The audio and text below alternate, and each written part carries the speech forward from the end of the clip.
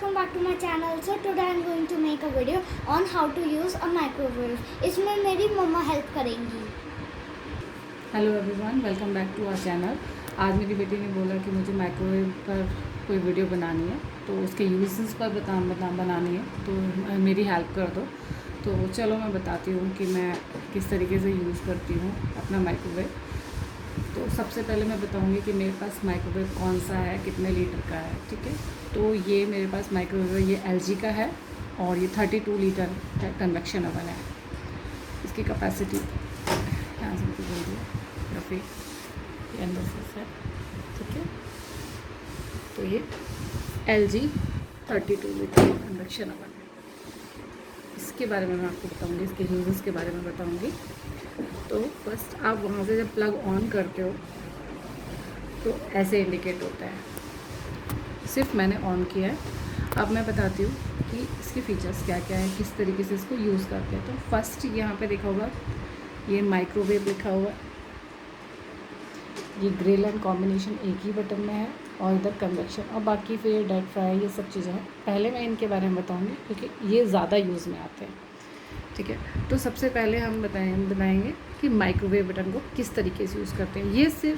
ये ना बिल्कुल गैस की तरह होता है। जैसे हम बार बार अपनी गैस पर कुकिंग करते हैं या रीहीटिंग करते हैं, उस पर्पज़ से ये माइक्रो मोड काम आता है। माइक्रो मोड पे जो भी हम बर्तन यूज़ करते हैं वो माइक्रोवेव सेफ़ होने चाहिए।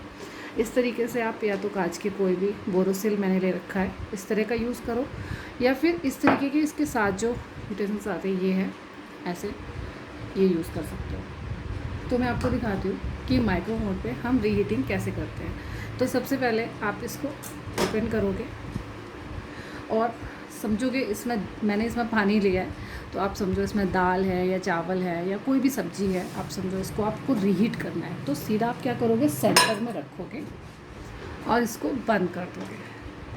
सबसे पहले आपको सामान रखना है और फिर माइक्रो मोड सेलेक्ट करना है, या फिर सीधा आप डायल भी कर सकते हो यहाँ से। लेकिन आपको अगर कुछ नहीं है तो यहाँ से माइक्रो मोड सेलेक्ट करो और यहाँ से आपने टाइमर दिया।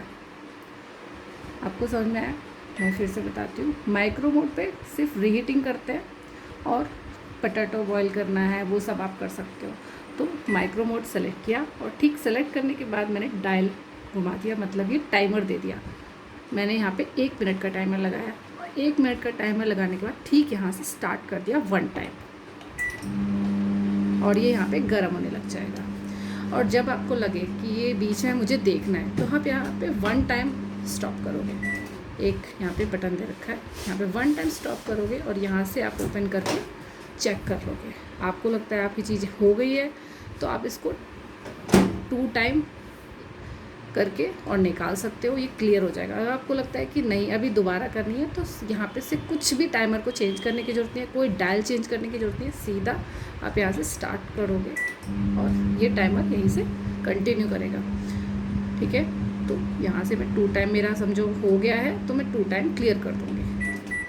हो गया, मतलब माइक्रो मोड पे हमारा ये काम हो गया। अगर मुझे यही चीज़ ग्रिल पे करनी है, ठीक है, अगर अब आपको ये देख सकते हो गर्म हो गया, अब यहाँ से आपको नहीं पता चलेगा। आपको ये चीज़ आपको समझो ग्रिल करनी है, सेकंड ऑप्शन है मेरे पास ग्रिल। एक ही बटन में आपको रखा है ग्रिल और कॉम्बिनेशन। सबसे पहले हम ग्रिल के बारे में बात करेंगे। ग्रिल में जो है वो क्या चीज़ होती है, ऊपर से रोस्ट होती है, जैसे रवा हो गया या फिर पनीर हो गया, ये ऊपर से रोस्ट होती हैं। तो उसके लिए हम ग्रिल मोड पे को यूज़ करते हैं। तो ग्रिल मोड पे कैसे यूज़ करते हैं, सबसे पहले हम फिर से वही सेम प्रोसेस, पहले ओपन करेंगे, अपनी रवा या पनीर जो भी है वो डालेंगे और इसको बंद करेंगे। पहले हम सामान रखते हैं, ठीक है, ग्रिल मोड पर। उसके बाद यहाँ से हम ग्रिल मोड को सिलेक्ट करेंगे, एक बार दबा दिया, ये ग्रिल मोड लिखा आ गया। और उसके बाद यहाँ से सीधा टाइमर दे देंगे, डायल से टाइमर दे देंगे। मैंने 1 मिनट दे दिया, जो भी आपका सामान होगा उसके अकॉर्डिंग आपका टाइम होगा। ठीक है, यहाँ से डायल करने के बाद सीधा स्टार्ट कर देना 1 टाइम और आपका वो ग्रिल होने लग जाएगा, ऊपर से चीज़ें रोस्ट होने लग जाएंगी। और आपको लगता है कि मुझे देखना है, चेक करना है, तो 1 टाइम स्टॉप करोगे, 2 टाइम नहीं, 2 टाइम करोगे तो वो क्लियर हो जाएगा। 1 टाइम करोगे, 1, वो वहीं स्टॉप हो गया और यहाँ से ओपन करके देख लोगे। अगर हो गई तो 2 टाइम स्टॉप करके निकाल लोगे, नहीं हुई तो यहीं से कंटिन्यू कर दोगे। ठीक है, तो ये हुआ। फिर बात करते हैं कॉम्बिनेशन की। ग्रिल के पास में जो कॉम्बी बटन है, कॉम्बी बटन में क्या होता है, कोई भी चीज़ को हमें ऊपर से रोस्ट करना है और अंदर से भी पकाना है, मतलब ऊपर से भी भूनना है और अंदर से भी उसको सॉफ्टली पकाना है। तो वो क्या होता है, जैसे पनीर टिक्का बनाते हैं हम, वो सब चीज़ें से कॉम्बिनेशन में हम यूज़ करते हैं। तो कॉम्बिनेशन को कैसे यूज़ करेंगे, सबसे पहले हम यहाँ पे सामान रखेंगे अपना, ठीक है। सामान रख दिया, हमने बंद कर दिया। बंद करने के बाद कॉम्बी बटन को 3 टाइम रहे, और कॉम्बिनेशन से आपको पता चल गया होगा कि कॉम्बी के साथ कुछ ना कुछ तो जाएगा, तो वो मैं बताती हूँ। सबसे पहले कॉम्बी बटन को 3 टाइम प्रेस करूँगी। कैसे, 1 2 3 किया, और उसके बाद माइक्रो मोड के साथ, मतलब कॉम्बिनेशन किसका है, माइक्रो, फर्स्ट वाला जो बटन है उसके साथ 1 टाइम प्रेस करूँगी। इसको 3 टाइम किया, इसको 1 टाइम, 180 आ गया।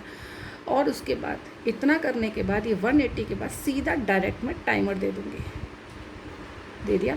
जो भी आपका सामान होगा उसके अकॉर्डिंग टाइम आप दोगे, मैंने तो सिर्फ ऐसे ही आपको डेमो के लिए दिया, तो 1 टाइम हो गया, ठीक है। और मैं यहाँ से स्टार्ट कर दूँगी। आपको लगे सेम कि आपको फिर से चेक करना है, तो सेम वही प्रोसेस, 1 टाइम स्टॉप करोगे, देन चेक करोगे, फिर बंद करोगे, और आपको लगे कि निकल गया, तो अगर टेम्परेचर डिक्रीज़ करते हुए वो 0 पे आ जाएगा तो क्लियर हो जाएगा। आपको लगता है कि निकालना है तो 2 टाइम प्रेस कर दोगे, ठीक है।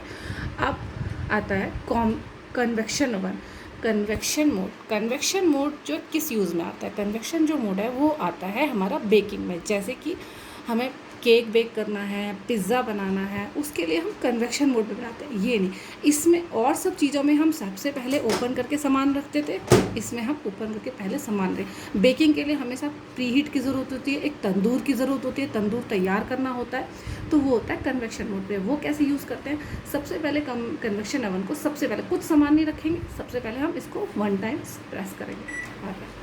180 डिग्री, मतलब आपको 180 डिग्री पे ही भट्टी चाहिए या फिर इससे ज़्यादा। अगर आपको 180 डिग्री पे चाहिए, ठीक है, आपको मान लो केक बनाना है, तो आपको 180 डिग्री पे प्रेस करोगे और यहाँ से 2 टाइम स्टार्ट करोगे। स्टार्ट बटन को यहाँ पे 1 टाइम प्रेस करने के बाद स्टार्ट बटन को 2 टाइम दबाओगे, 1 2, ये प्री हीट आ गया, मतलब यहाँ पे अब ये भट्टी बनना स्टार्ट हो गया। और ये जो प्री हीट जो 180 था उसका टाइमर वो खुद लेगा, और जब ये प्री हीट का 180 डिग्री वो खुद टेम्परेचर तैयार कर लेगा, और उसके बाद एक बीप आएगी। आपको यहाँ पे कुछ नहीं करना, इतना करके छोड़ देना है, और 180 डिग्री पर हो जाएगा ना, तब वो बीप आएगी, और बीप आएगी तो तुरंत आप यहाँ पे स्टॉप करोगे, और फिर यहाँ पे प्री हीट मतलब भट्टी तैयार हो गई। बीप आने के बाद आपको पता चलेगा कि भट्टी तैयार हो गई है, तो 1 टाइम वो प्रेस करोगे, 2 टाइम नहीं करना है, 1 टाइम, नहीं तो क्लियर हो जाएगा। और 1 टाइम प्रेस करने के बाद यहाँ से ओपन करोगे, और अपना जो भी सामान है, मतलब समझो गरम गरम भट्टी है तो ग्लव्स पहन के आप उसको अपनी डिश को रख दोगे, जैसे कोई भी केक है या चीज़ें हैं, और यहाँ से स्टार्ट कर दोगे, ठीक है। अब मैं एक बार और बताती हूँ, कन्वेक्शन ओवन को हमें जब भी बेकिंग के लिए यूज़ करते हैं या फिर पिज़्ज़ा ये सब चीज़ें, तो 1 टाइम दबाओगे 180 आता है। अब आपको सोचो कि आपको 230 चाहिए, 200 चाहिए, तो आप यहाँ से इसको डायल को घुमा सकते हो, ऐसे करके 200 आ गया।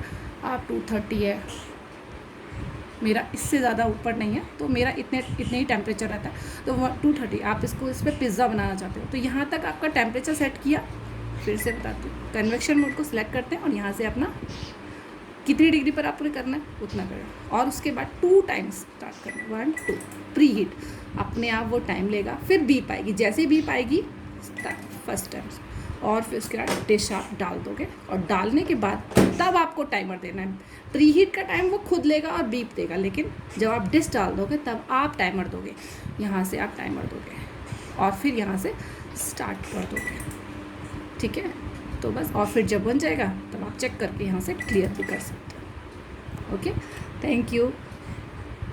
तो बस यही था, जिस तरीके से मैं यूज़ करती हूँ तीन ऑप्शंस को, वो मैंने आपको बता दिया। तो आई होप आपको पसंद आई होगी ये वीडियो। तो अगर आप पसंद आई है तो प्लीज़, और हेल्पफुल लगी है तो प्लीज़ उसको लाइक कीजिएगा, शेयर कीजिएगा, और कमेंट कीजिएगा कि आपको कौन से ऑप्शंस आपको अच्छे लगे, या फिर आपको यूज़फुल लगे, आपको समझ में आया या नहीं आया।